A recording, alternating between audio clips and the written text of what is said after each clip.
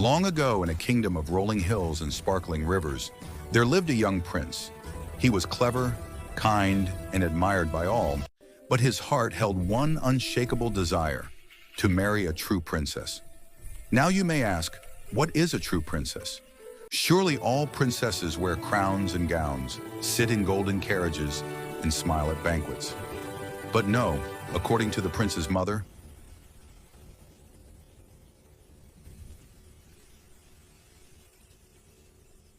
the queen, a true princess, was something far rarer. A true princess, my son, she said, Understand the importance of what I'm telling you. It's not just about us, but about everyone. is not measured by crowns or jewels. Her nobility lies in her soul, in kindness, honesty, and above all, sensitivity. The prince listened carefully. He longed not for riches, but for a partner genuine in spirit. And so, with courage and hope, he set out on a journey to find her. The prince traveled far and wide.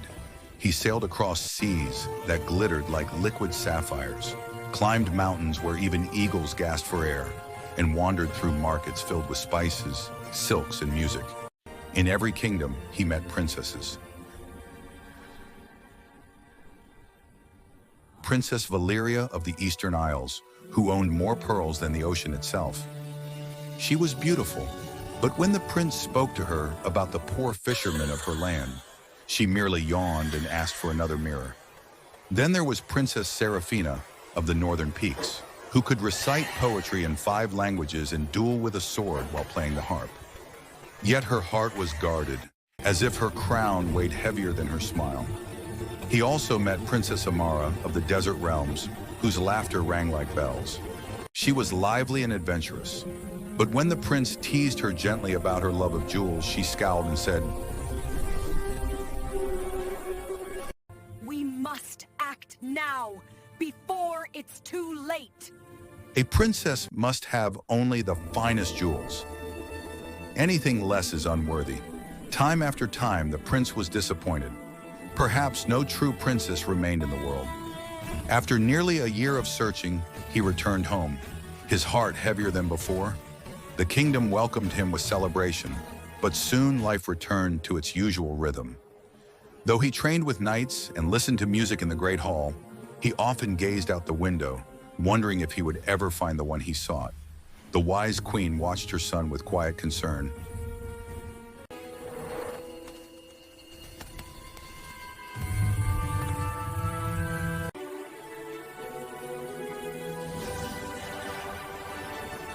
Knowing his heart still longed for something more.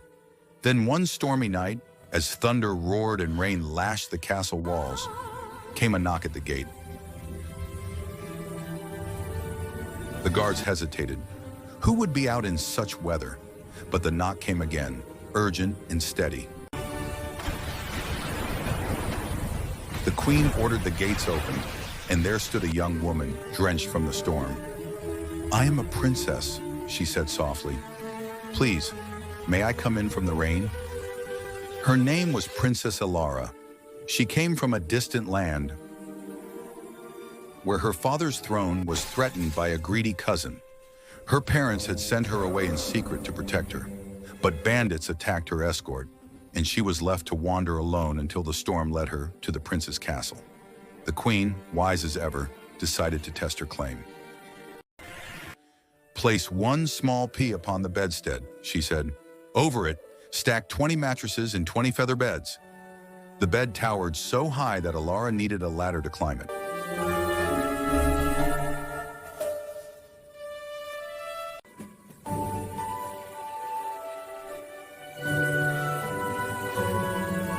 "Sleep well, my dear," said the queen. Elara thanked her and tried to rest. But no matter how she turned, something sharp pressed into her side. All night she tossed and turned, unable to find comfort. By morning, her eyes were shadowed with fatigue. "How did you sleep, my dear?" the queen asked.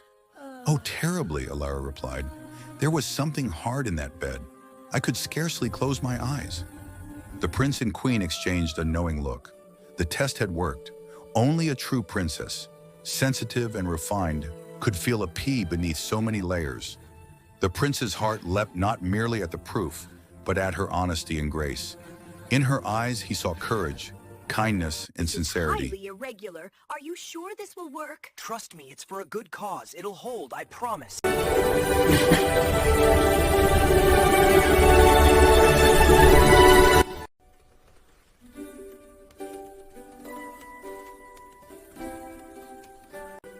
The treasures he had sought across the world.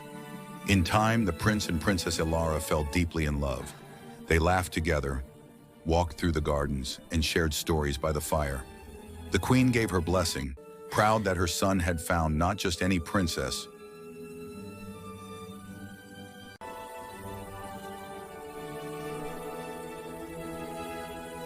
but a true one.